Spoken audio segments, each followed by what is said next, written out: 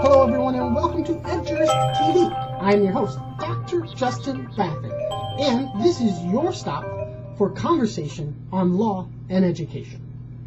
Let's get started. I am excited today. We have a great topic. We're going to talk all about the 2008 school discipline cases. I just finished reading all of them, all of the cases that came out in 2008 related to school discipline, and it's a mixed bag. I want to go through some of these cases, some that I really like, some that I dislike, and I want to talk at the end all about school resource officers. They are a huge theme these days in school discipline cases, and we really need to talk about what's going on with school resource officers. Okay, let's get rolling. Let me start with the case I like the most, and I'll tell you why. My school tech community audience is going to love this case. This is the Supreme Court of Indiana in a case called AB versus the State of Indiana. What we have happening here is the Indiana Supreme Court making fine line distinctions between privacy settings on social networking sites. Very good stuff. Surprising stuff even from the Indiana Supreme Court. I like it. We have a student that went on a vulgarity-laced tirade against her principal for whatever reason. Students get pissed at school officials, and they let them know about it on social networking sites. But this student was a little bit smarter about it. Instead of putting all the vulgarity out for all the world to see on her public MySpace page, she put most of the vulgarity stuff, most of the really hard criticism of the principal, in a private area where only her friends were intended to see it. Now, on the public's page, she did criticize the principal, and it was a harsh criticism, but what happened in Indiana was they tried to charge her for delinquency for attempting to harass another individual. If she were an adult, she'd be charged for the crime of harassment, but since she's a kid, she'd be delinquent for this crime of harassment. Now, what the Indiana Supreme Court did, to their credit, good job, Indiana Supreme Court, is they said, this student was not intending to harass the principal with all this vulgarity-based stuff because she put it in her private area in MySpace, not intended for the principal to see, not harassing the principal. Now, that stuff out in the outside, yes, that was bad. Yes, she can be disciplined under off-campus speech standards, but it is not harassment. Extremely, extremely good work, Indiana Supreme Court. Well done. That is a nice distinction, a real distinction in technology-based stuff. Students have those privacy settings. They understand those privacy settings, and where they're putting stuff means something to students, and it's nice to see the courts understanding that as well. Good job, Indiana Supreme Court. Onward to another sort of case I like that I don't think my school tech community audience is going to like. The New York City Cell Phone Ban case. This is Camilla Price. Okay, Price versus New York City Board of Education. This case, I'm mixed on it, but I think it was the right result. You had a chancellor. The chancellor's policy in New York was to ban all cell phones, meaning if they're caught bringing them into the building whatsoever, the cell phones are confiscated. Okay, so this New York City schools are confiscating thousands of cell phones. Sort of crazy, actually. But that was their policy. It actually developed from a policy of around beepers in the late 80s, I think, when we had pagers that I guess at that time we still called beepers. The New York City school policy still says no beepers in school.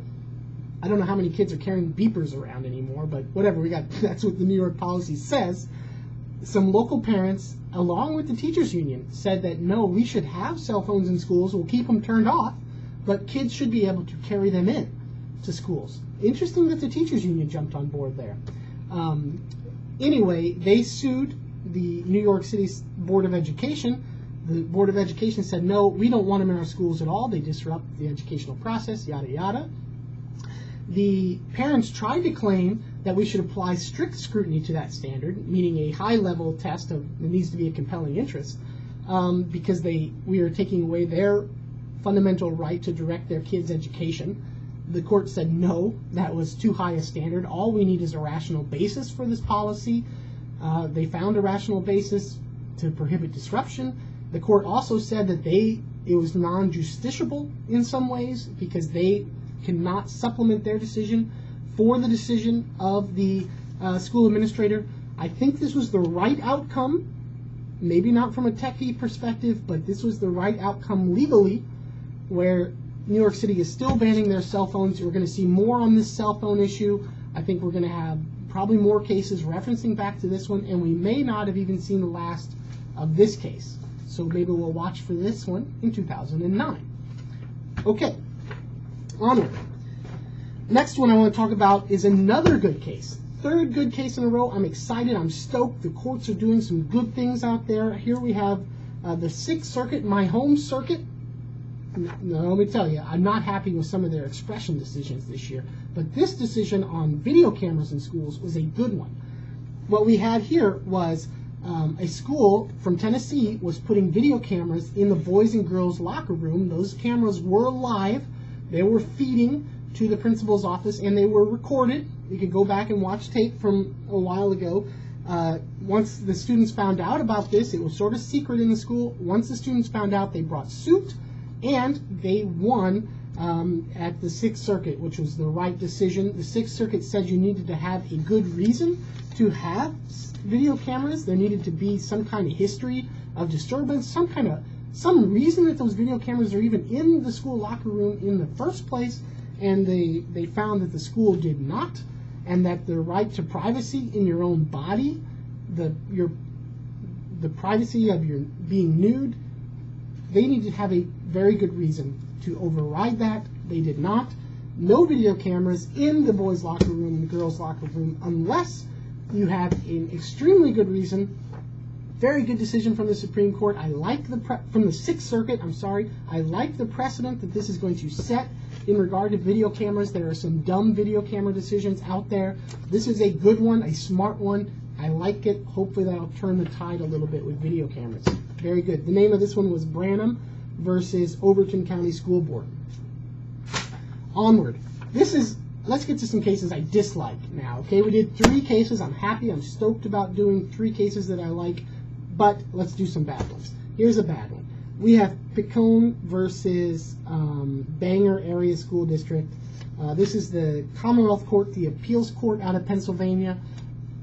Here we have the zero tolerance weapons policies. We have not figured these things out yet. We do not have good policies regarding them. A kid brought a pellet gun, a little air BB gun. It was a small one. Brought it to school with him, showing some other kids how it works. He shot his girlfriend in the thigh. Okay? Yes, he shot his girlfriend. The girlfriend reported it. Now, zero tolerance policy kicks in. The kid's automatically expelled for a year. All right?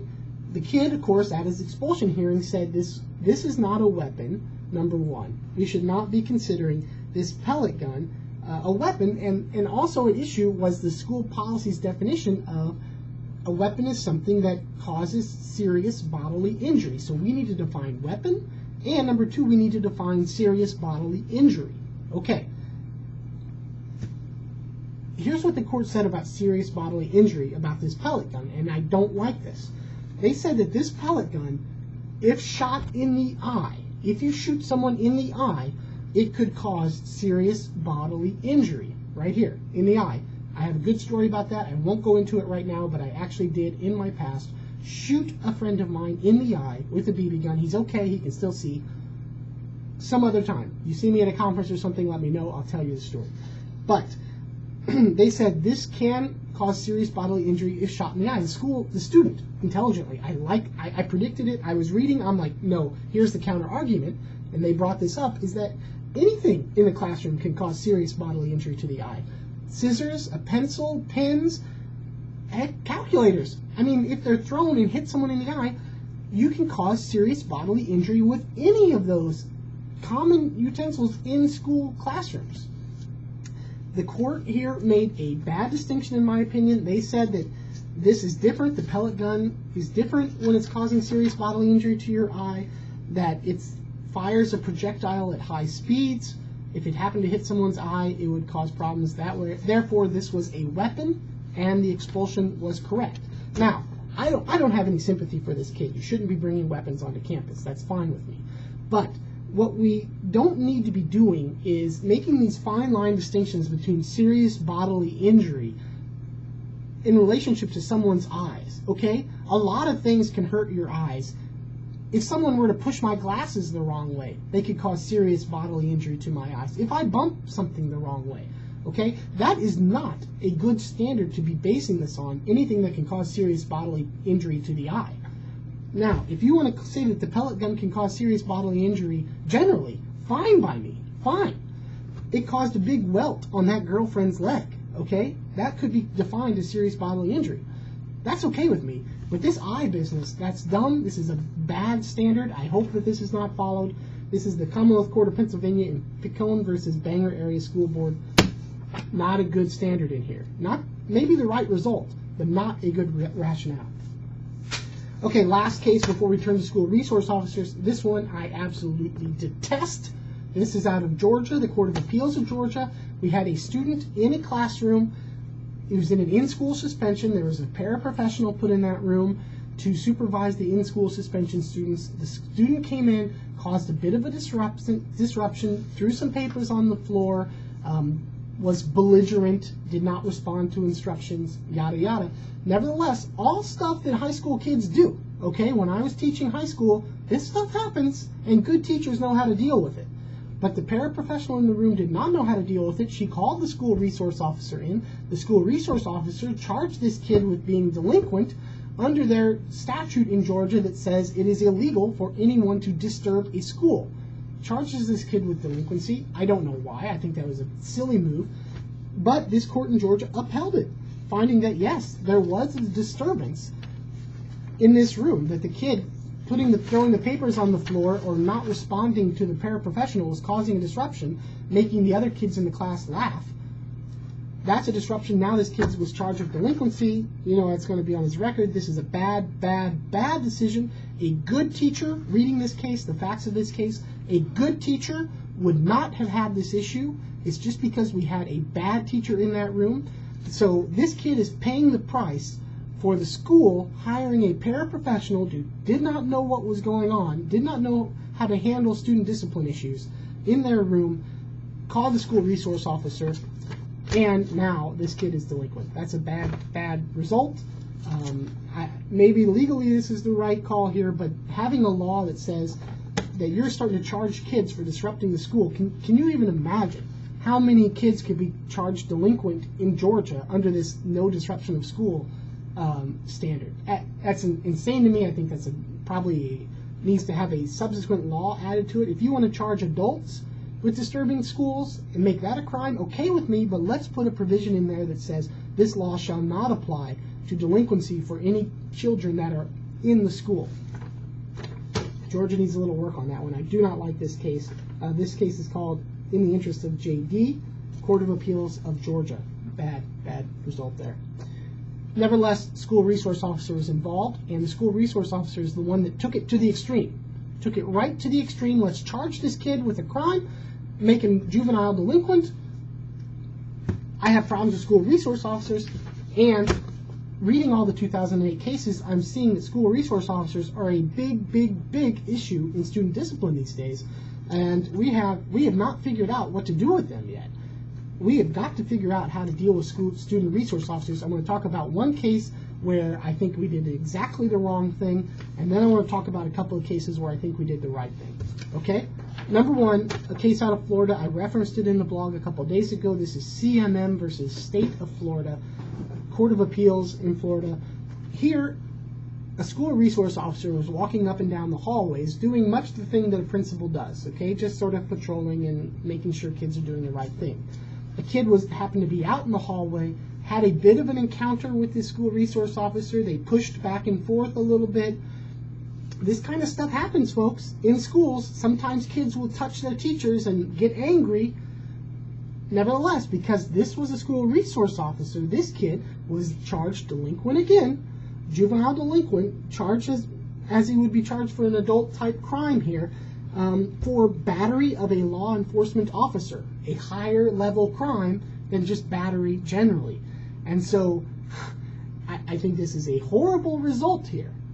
I don't mind if we're going to be considering these school resource officers police officers. Fine, let's do that. But when you have police officers walking around the schools and in charge of the schools' discipline generally, and you have kids that are just being kids, okay? This kid, yes, he was wrong. He should be disciplined. But this stuff happens but because it happened to a school resource officer, suddenly he's juvenile delinquent. This kid's life has got problems going on now. He's going to be alternative schools at least. This is a bad case. We cannot be considering these school resource officers police when they're just doing general discipline in the schools. Okay? Now, that said, we need to consider school resource officers as police in other situations. Here's a couple of good cases that did that, and I want to point them out because I think they may set a positive trend in regard to search and seizure type issues and in custody type issues, and maybe we can start cleaning up this school resource officer area a little bit. Number one, we have, let's start here with the Court of Appeals of Georgia. I was upset about a different Georgia policy, but here I think they did a good job. You had a student that got into some trouble, robbed a couple of kids in the bathroom, took their lunch money or took whatever. He admitted to it with the first principal, went to a different room, to the real principal's office, a school resource officer standing in the room, armed with a badge, school resource officer standing in that room, doors closed. Principal starts talking to the student, questioning the student. The student then admits to the whole crime, tells the whole truth. Now this thing goes to trial. The student again is charged and delinquent for robbery. But this kid then tries to exclude the evidence of that second admission because the school resource officer was in the room, saying that he was technically in custody of a police officer, and that when you're in custody of a police officer, anything that's you say without having been read your Miranda rights can be excluded. This kid was not read his Miranda rights. You have the right to tell the truth, the whole truth, nothing. You know those. And so police officers have to read that to anyone they take into custody. Here, this student was in the principal's office with the school resource officer in it. The court of Georgia said, yes, that student was in the custody of a police officer. He should have been read his rights. He was not. He then admitted to the crime. That admission is inadmissible in court, excluded from court, and so he was not found as guilty under the robbery type charges. Good case. When we have school resource officers, especially armed school resource officers, we need to be reading kids' Miranda rights and letting them sense that, you know what, this is more serious than talking to my principal. My principal and I, we are friends. At the end of the day, I know that principal has the best interest of me in his heart. I mean, there's a different relationship between principals and students and between police and students, and that Miranda warning, that is a good indicator to students that, you know what, this is different than the principal. This police officer probably does not have my best interest in heart. I need to be more careful what I say to them. So let's reaffirm that from the Supreme Court of Tennessee, where we had a situation of drugs out in the car. The school resource officer asked the student who owned the truck to accompany him out to the car. The car was then searched while the student stood right next to the car. The student then admitted that, yes, that marijuana is mine. I have it, I bought it, whatever. That admission, again, was said without Miranda rights being read, and what we had was the Supreme Court of Tennessee in a good decision, nicely done Supreme Court of Tennessee, saying that admission is inadmissible in court because the school resource officer did not read him his rights, his Miranda rights, before taking him into custody. Good decision. Okay, we'll figure out that school resource officer stuff eventually, but we have a long way to go yet. But it's good to see some cases like these that are holding school resource officers to higher standards, saying, no, you really are a police officer. This business of trying to be a principal or trying to get underneath the school official area, that's nonsense. You're a police officer. You need to be reading kids their Miranda rights. That's, I think, a positive move. We're not there yet, but it's good to see those positive moves. Overall, I think we've seen some good cases. In regards to school resource officers, I like the video camera case. That was an intelligent case. I like that MySpace distinction, the Indiana Supreme Court, excellent distinction. It shows that the courts are starting to become more intelligent. How we're treating the internet, it's not just one big amorphous bad thing, that there's different elements to it. You need to take the time to understand what's going on. That's good to see from the Indiana Supreme Court. I don't like some of this stuff with delinquency. I think we are charging kids too quickly as being delinquent and sending them to alternative schools and all of these repercussions. I'm a little concerned about that. I'm a little concerned about due process for some of these cases. But overall, 2008, a mixed bag with some good positive signs in school discipline. That's your wrap-up of 2008 school discipline cases. Hope that was instructive in some ways. We'll catch you next time.